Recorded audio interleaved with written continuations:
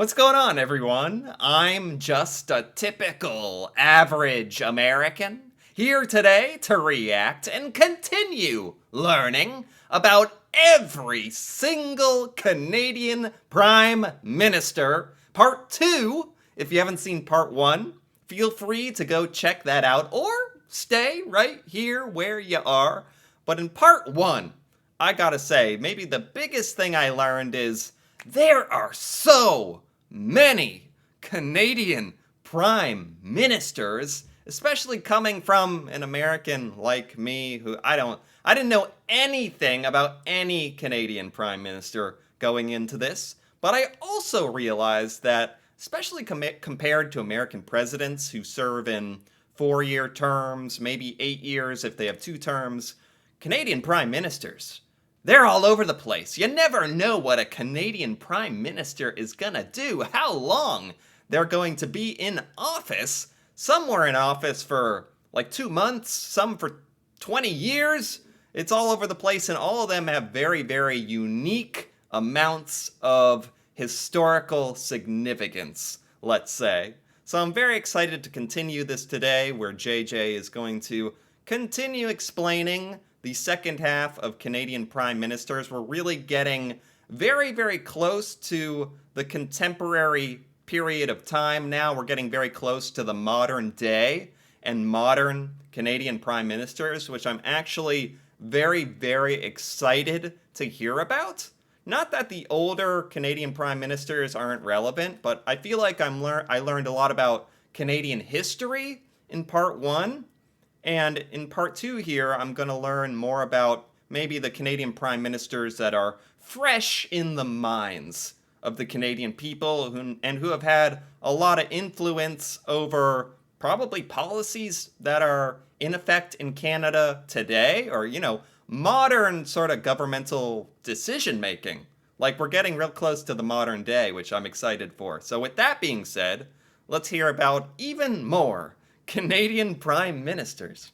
Diefenbaker was voted out in 1963 in favor of Lester B. Pearson, who served a similarly shaky 5 years in office. Pearson was a career diplomat who had won the 1957 Nobel Peace Prize for his work bringing peace to the Middle East. Wow, a Nobel Peace Prize.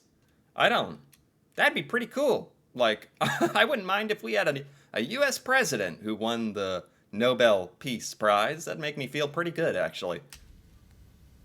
But as prime... Okay, as soon as I say that, JJ here is obviously being a little facetious, a little sarcastic about getting a Nobel Peace Prize for peace in the Middle East, which is... I'm not even going to get into all that, but I guess I understand what he's getting at there.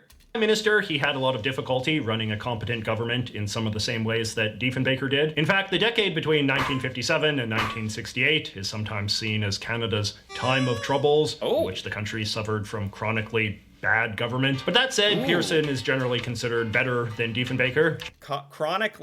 A time period of chronically bad government. That's called the entire modern history of the United States government. I have to cry through the laughter, or laugh through the tears. Either way. Just in that he achieved a few more tangible things during his tenure. He presided over the beginnings of what would become Canada's much beloved public healthcare system. He created the Maple Leaf flag. Wait. This Prime Minister, that is worth pausing for a sec. Lester B. Pearson presided over the implementation of the modern Canadian healthcare system. That's significant. Become Canada's much beloved public healthcare system. He created the Maple Leaf flag. And I had learned about the Canadian flag. That was a long time ago. That was a lot of months ago. I didn't remember that it was Lester B. Pearson. Wait, this guy... JJ's also ranking all of the prime ministers for fun, we'll say. I feel like he's going to be ranked very highly for all this. And he entered into an arrangement with the United States that brought nuclear missiles into Canada as part of a Cold War defense strategy. Wait, what? The first part, he was like, and he entered into a new agreement with the United States. And I was like, cool, that's awesome. 4 nuclear missiles. I was like, oh, Goodness. Well, to be honest, I don't even want to think about how many nuclear missiles the United States probably has. So, you know what? I think fair is fair if Canada gets some too. Technically made Canada into a nuclear-armed state, depending on how you classify that. Because his legacy has withstood the test of time a bit better, I would say Pearson is more of a B, though in his own time... Wow, a B. That's lower than I expected for all the accomplishments that were listed there. He helped design the Canadian flag, for crying out loud. That immediately, I don't know, I feel like that alone makes you an A. People would have called him a C at best. Pearson retired in 1968 and was replaced by Attorney General Pierre Elliott Trudeau. Pierre Trudeau. Now we are starting to get into the realm of, I've heard that before, territory. I've heard this name before. I actually didn't know about Pierre Trudeau for a long time, even though I knew of Justin Trudeau. So he served back in the 60s, end of the 60s, and in the 80s. Okay. Who many would argue was the most important Canadian Prime Minister of modern times. The most important Canadian Prime Minister of the modern times. That is exactly the kind of thing I want to learn about. Remains very controversial to this day, but he'd have to be put in the A tier just in terms of the magnitude of what he accomplished.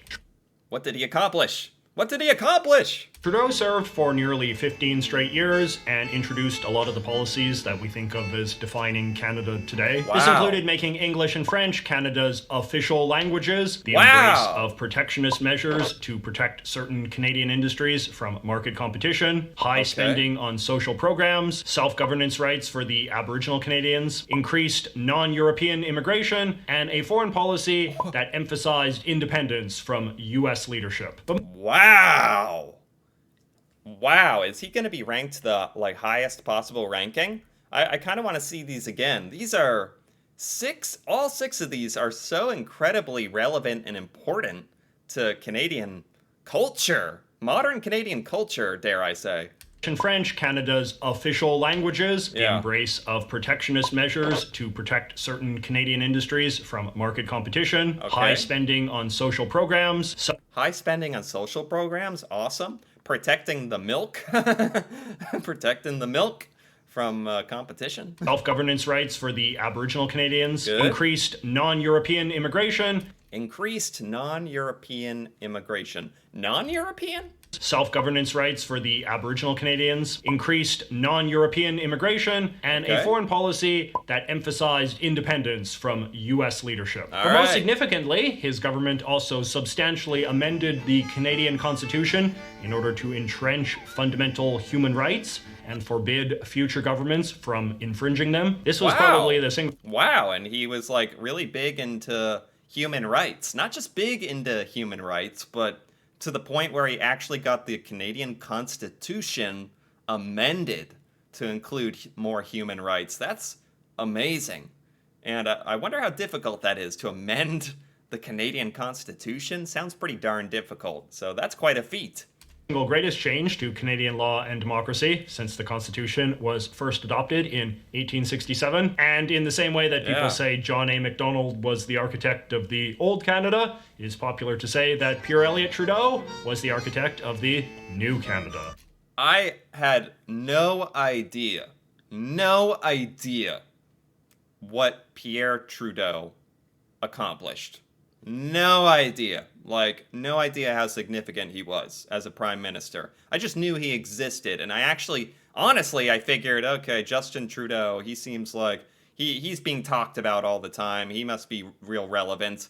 His dad is just whatever. Oh, his dad was prime minister? Whatever. That's interesting. I'm so glad that I'm learning this today. Like most of Canada's long-serving prime ministers, Trudeau was briefly kicked out of office at one point. Wait, what did he just say? Serving prime ministers, Trudeau was briefly kicked out of office at one point. That is so funny how the Canadian office of prime minister works. The system of Canadian politics that many prime ministers in Canada have these periods of serving as prime minister and were kicked out for 2, 3, 5 years at a time because I guess the leadership changed because of who was the majority party, I think.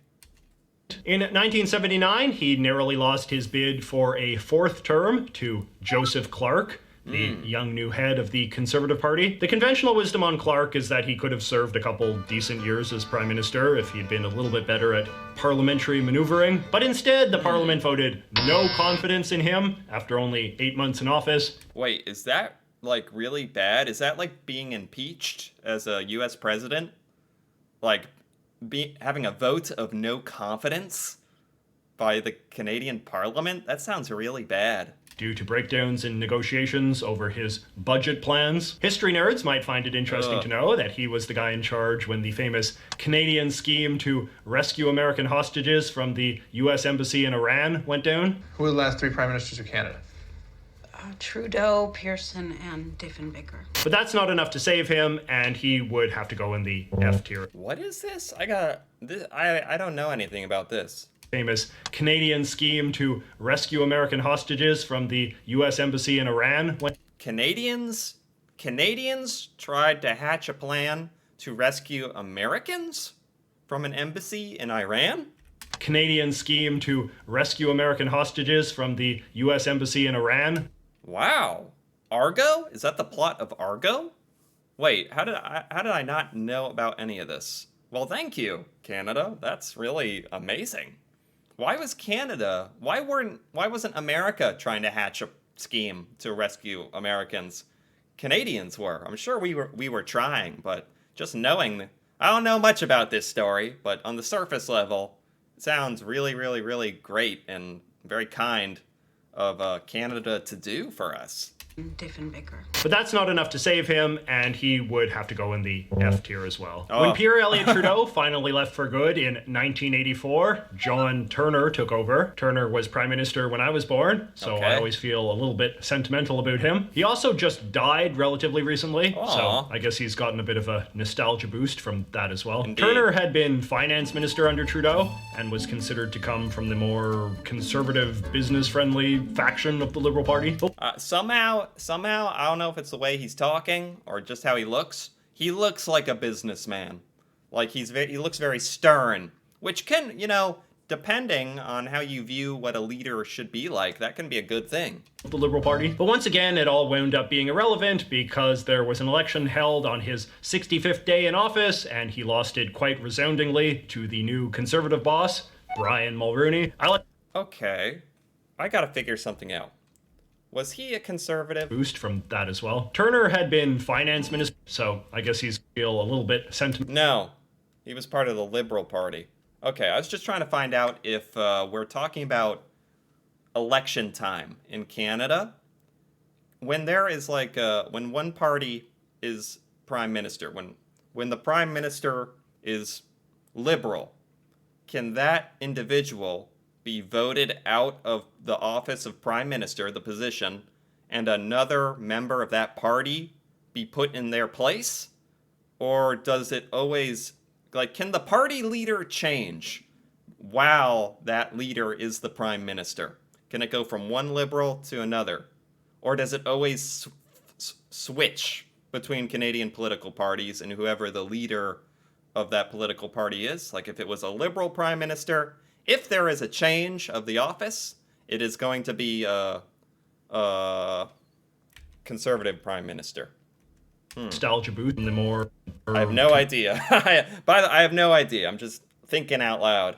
Questions. Conservative, business-friendly faction of the Liberal Party. But once again, it all wound up being irrelevant because there was an election held on his 65th day in office, and he lost it quite resoundingly to the new Conservative boss, Brian Mulroney. Okay. I like this political cartoon where you see Joe Clark rushing in to update the portraits of the prime ministers with the shortest terms and worst campaigns. That is so wild. So this prime minister lasted 65 days? That's the new shortest that I am aware of. That is so wild. Like I was saying in part one, it's so funny how American presidents, once they're voted in, they will be there for 4 years. There is no question about it. Unless something crazy happens and they're impeached. They will be there for 4 years, which the more I'm hearing about the Canadian Prime Minister and how that works and how they're put into power, I like it because the option to switch the leader of the country in a very short amount of time if they're not doing a good job, or keep them in office for a very long time if they're doing a great job. I really like that aspect. I really like it, and it's so different than how we do things in the United States. It's really got me thinking. So another guy for the F tier. So Brian Mulroney was in charge from 1984 to 1993 and is usually thought of as being part of the neoconservative wave that swept the English-speaking world during the 1980s. Historians usually lump him in with Ronald Reagan and Margaret Thatcher as three peas in a pod. In fairness, Mulroney was never quite as strident or ideological as those two, but his government did represent an attempt at course correction after the Trudeau years. He had an agenda of cutting taxes, deregulating industry, and privatizing government assets in the name of reorienting the country towards pure free market principles. His biggest accomplishment was... Interesting. That's really interesting. Because how he described it now was Brian Mulroney spent his time basically undoing a lot of the policies of Pierre Trudeau, but I thought Pierre Trudeau was really beloved and everyone loved what he did. And yeah, well, I guess with anything that has to do with politics, roughly 50% of the population hates what you're doing and 50% loves it, and this is no exception.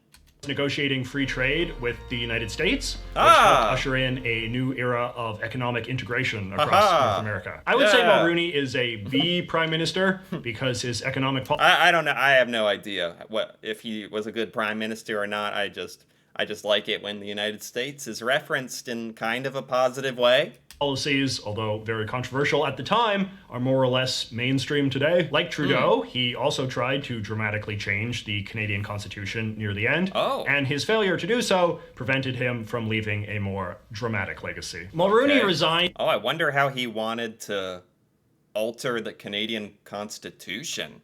I feel like that's something that should not happen very often.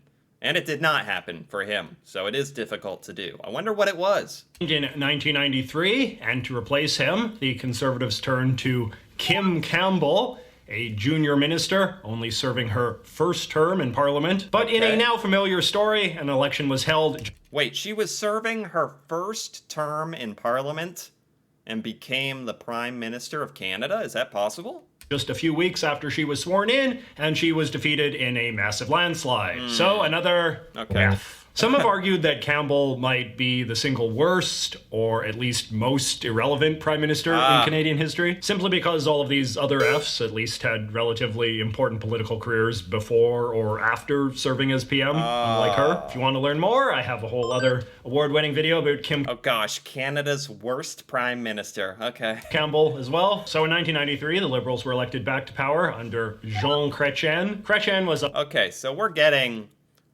to within the last 20, 30 years. Okay. A longtime politician who had been one of Pierre Elliott Trudeau's most trusted cabinet ministers. He served 3 back-to-back terms as prime minister and was always relatively popular. If Mulroney represented the triumph of neoconservatism, Chrétien represented the triumph of neoliberalism, or the flavor of progressive politics that learned to make peace with things like deregulation and free trade because they were seen as being broadly effective. The 1990s were a time of relative peace and prosperity for Canada, and Chrétien is often given credit for presiding over those good times. After September...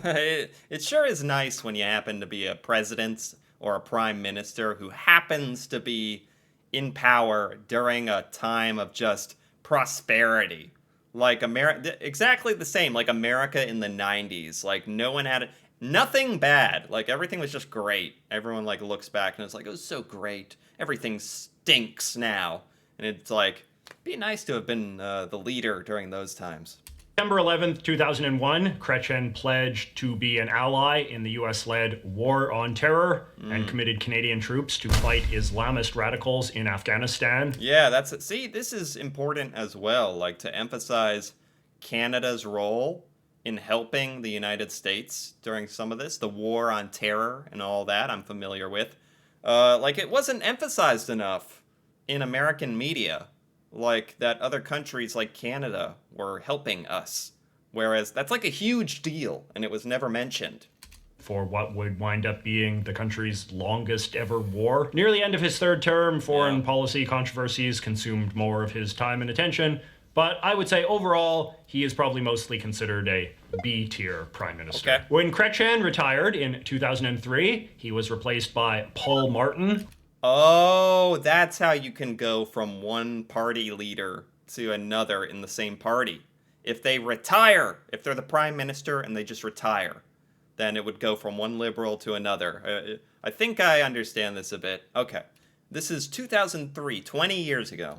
Who is kind of in his own category as far as types of prime ministers go. He served for 2 years, which is not that long, but is also not short enough to make him a completely irrelevant F-tier guy either. Right. Basically, Martin did the standard routine of taking over right before an election, except in this case, he actually won narrowly. But then in 2005, the parliament voted no confidence in him, and there was a second election in 2 years. What is this no confidence stuff? Why is this happening so much? All right, I say so much, but it happened twice?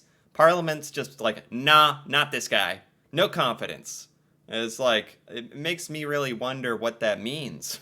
Which he lost. Martin had been the highly influential finance minister under Chrétien, and was considered the sort of brains behind the Liberal Party's shift towards neoliberalism during the 1990s. But Martin's years as prime minister wound up being a bit of an anticlimax, and not much of note got accomplished beyond a 2-year continuation of what were basically Chrétien's economic and foreign policies. He would probably have to be considered a D. The Conservative leader who beat Martin, Stephen Harper.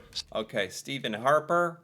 But this is getting very close to the modern time. I'm sure Canadians are very familiar with Stephen Harper. He was prime minister as recently as 2015. Served from 2006 to 2015, so he hasn't been out of power for very long, which obviously makes it a little bit difficult to objectively gauge his legacy. Harper fans often focus on his management of the Canadian economy during the 2008-2009 Great Recession. Right. Credit him for the fact that Canada weathered that particular storm much better than many other countries. He was also quite hawkish on foreign policy matters and worked hard to position Canada as a country that took very strong, principled positions on things like Russian aggression or the regime in Iran or Israel's right to defend itself and that sort of thing. But on the other hand, his famously incremental approach to pushing Canada to the right meant that he never pursued any overly ambitious ideas. And the fact that he was ultimately voted out in favor of a man as dramatically different from him as Justin Trudeau. Oh, it went straight from him to Justin Trudeau.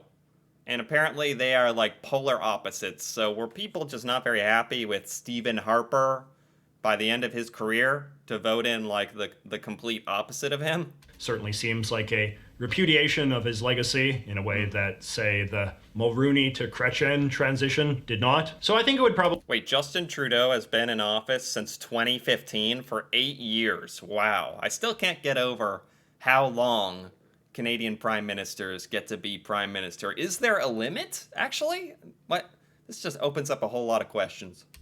Probably be fair to put him in the C tier, even though I personally respect him quite a bit. I don't want to rank Justin Trudeau himself because he's still in power, and regardless of what you think he's done so far, who knows what he might still get up to in a third or fourth term. So anyway, let's take another look at the overall tier list. Oh, dang it. I wish he would talk about Justin Trudeau a little bit, kind of in his objective, unbiased kind of way. That would have been nice, because I gotta say, even though we hear Justin Trudeau's name in the news sometimes in the United States, it is very, very hard from here to really actually understand what the heck's going on, to be honest. So either way, let's listen to the recap here.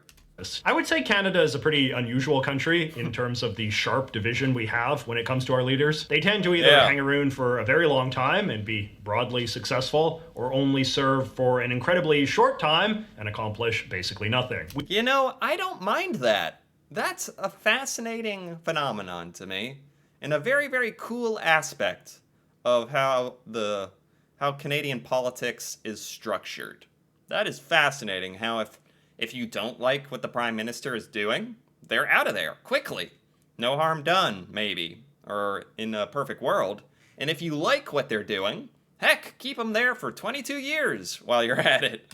We haven't really had that many objectively mediocre leaders. Which Canadian Prime Minister would you like to learn more about? Let me know in the comments, and I will see you next week. Okay, there you have it. Again, that was by J.J. McCullough, and that was very good. I gotta give that a like. That was very good. I feel like he did a good job remaining unbiased in something as biased as talking about and ranking Canadian prime ministers, literal political leaders.